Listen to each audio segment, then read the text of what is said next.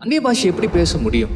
எந்த ஒரு மனுஷனாலும் இன்னொரு மனுஷனுக்கு அந்நிய பாஷை பேசும்படிக்கு கற்றுக் கொடுக்க முடியவே முடியாது. ஒருவர் இன்னொருவருக்காக ஜெபிக்கலாம், ஒருத்தர் இன்னொருடைய வாழ்க்கைக்காக ஜெபிக்கலாம். ஆண்டவரே இவர்களை அபிஷேகம் செய்யுங்க, ஆவியானவரால நிரப்புங்கன்னு சொல்லி ஜெபிக்கலாம். ஆனா ஒருத்தரும் இன்னொருத்தருக்கு அந்நிய பாஷை பேசும்படிக்கு கற்றுக் கொடுக்க முடியாது. ஏன்னா அது அந்நிய பாஷை. ஒருத்தர் இங்கிலீஷ் பேச கத்துக் கொடுக்கலாம், தமிழ் பேச கத்துக் கொடுக்கலாம், ஏன்னா அது தெரிந்திருக்கிற மொழி. ஆனா அந்நிய பாஷை என்கிறது தேவனுக்கும் மனுஷனுக்கும் ஆவி அந்த இடத்துல பேசக்கூடிய ஒரு பாஷையா இருக்கு. அது யாராலும் கற்றுக் கொடுக்க முடியாது. பரிசுத்த ஆவியானவர் எப்போ உங்களுக்குள்ள வருகிறாரோ, உங்களை நிரப்புகிறாரோ, அப்பதான் அந்நிய பாஷை வரும். யாரெல்லாம் அந்நிய பாஷை பேசலாம்? கேள்வி என்னன்னா, எத்தனை பேருக்கு வாஞ்சையாய் பெற்றுக்கொள்ள காத்திருக்கிறீங்க? எத்தனை பேர் எனக்கு அந்நிய பாஷை வர வேண்டும் என்று கேட்கிறீங்களோ அத்தனை பேருமே ஆண்டவர் நிரப்புவார் என்பதுதான் சத்தியம்.